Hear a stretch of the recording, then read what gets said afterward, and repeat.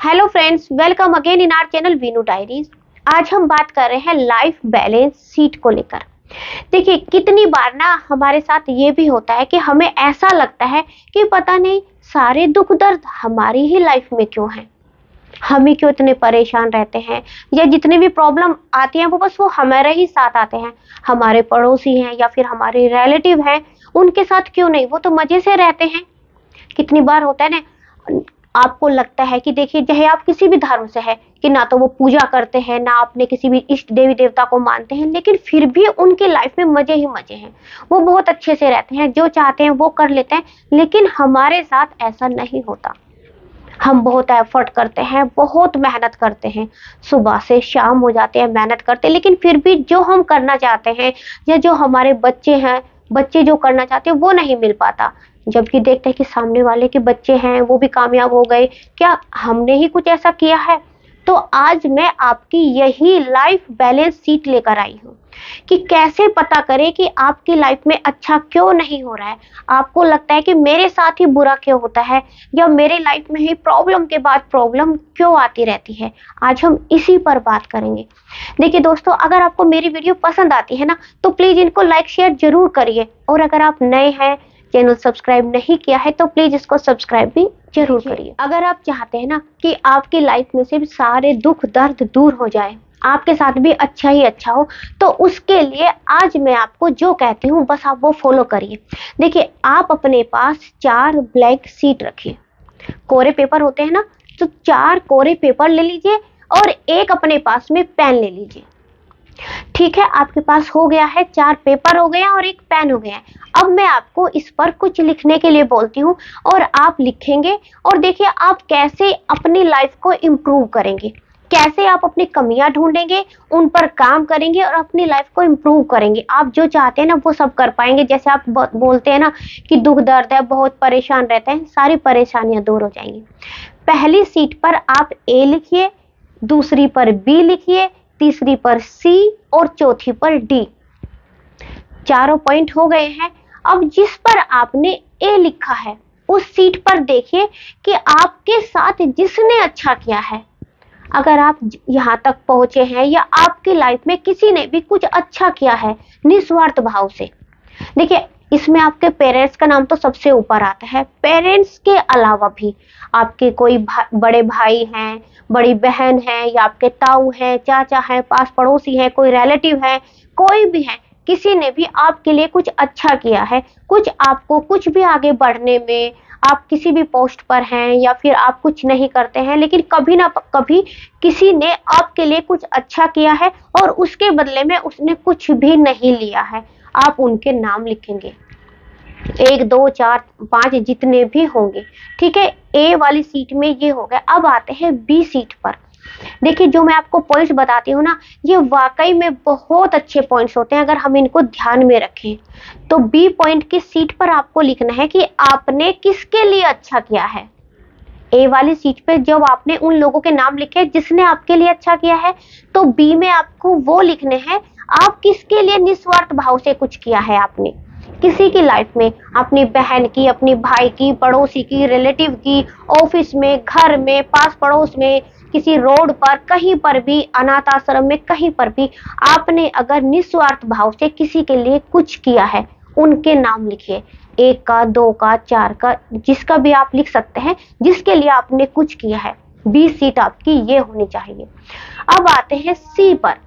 देखिए, सी सीट के बारे में ऐसा है कि हो सकता है कि ये आपकी लिस्ट थोड़ी सी लंबी हो जाए, क्योंकि यहाँ पर मैं कुछ ऐसा बताऊंगी कि ये अधिकतर सीट लंबी ही होती है। तो देखिए, सी में आपको क्या लिखना है, आपको उन लोगों के नाम लिखने हैं जिन्होंने आपकी लाइफ में कुछ बुरा किया है, जिनकी वजह से आप आगे नहीं बढ़ पाए हैं, या जिनकी वजह से आप बहुत परेशान हैं, कुछ भी है, जिन लोगों ने आपके लिए कुछ अच्छा नहीं किया है, बुरा ही बुरा किया है, उनके नाम लिखिए।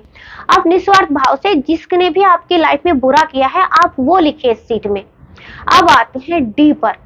डी सीट में आपको वो नाम लिखने हैं जिसके लिए आपने बुरा किया है। देखिए, हो सकता है कि इस सीट में आपके लिए एक भी नाम ना आए, क्योंकि हम हमेशा दूसरों की कमियां तो देख लेते हैं कि उसने हमारे लिए ये बुरा किया है, उसने हमारे साथ में ऐसा किया है, लेकिन जब हमारी बारी आती है ना, तो हमें ये लगता है अरे हमने तो किया ही नहीं, ये तो बुरा ही नहीं होता, हमने तो ये नहीं किया, हमारी गलती नहीं है। तो आप इसमें भी किसी तरह की कोई भी पार्शलिटी ना करें, इसमें भी अपने वही लिखे जिनके लिए आपने बुरा किया है, चाहे वो 1 है, 2 है, 4 है। ध्यान से देखिए, जब आप ये 4 बैलेंस शीट बनाए ना, तो आप जब इसमें लिस्ट रखेंगे तो आप उन लोगों के नाम पूरी ईमानदारी के साथ, और ये आपको ऐसा नहीं करना है कि अभी बना देनी है।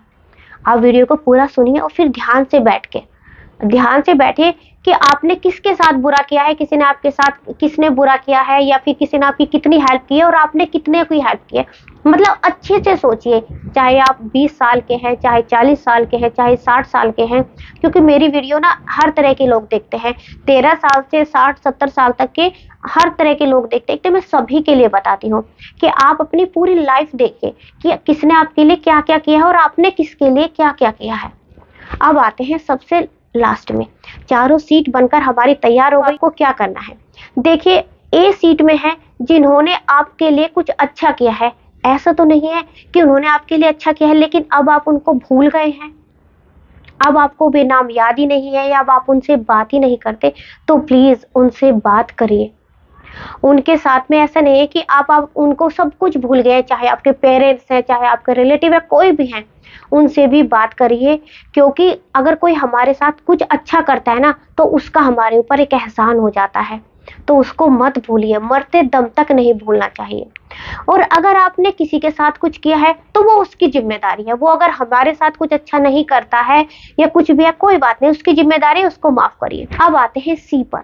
सी में अगर कोई आपके लिए बुरा किया है, कोई बात नहीं, उसको माफ कर दीजिए, दिल से माफ कर दीजिए। अपने अंदर किसी भी तरह की इस तरह की भावना मत पलने दीजिए कि उसने मेरा बुरा किया है, मैं भी उसका बुरा किया, नहीं, उसको माफ कर दीजिए।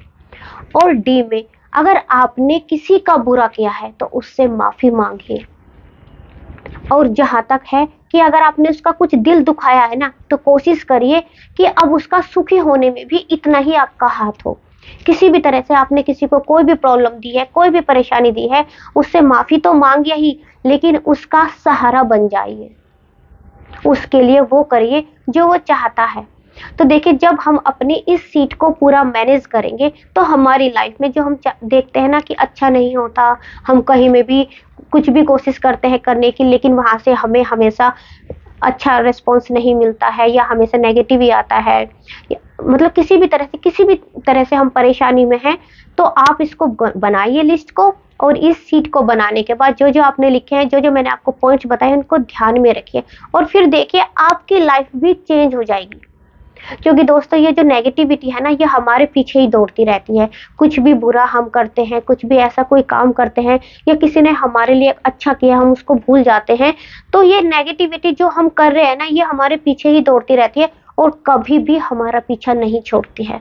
तो अगर आप चाहते हैं ना कि आप कुछ अच्छा करें, जो करना चाहते हैं उसमें कर पाए, आपके बच्चे अच्छे हो जाए, तो प्लीज इस सीट को ध्यान में रखिए और अपने बच्चों को भी सिखाइए, आप भी करिए, पास पड़ोसी को भी बताइए, हर कोई अपनी ये बैलेंस सीट तैयार करे। आई होप आपको वीडियो पसंद आई हो, और अगर आपको मेरी वीडियोज अच्छी लगती है, पसंद आते हैं, प्लीज इनको लाइक शेयर करिए। नए हैं, चैनल सब्सक्राइब नहीं किया है तो प्लीज इसको सब्सक्राइब भी जरूर करिए।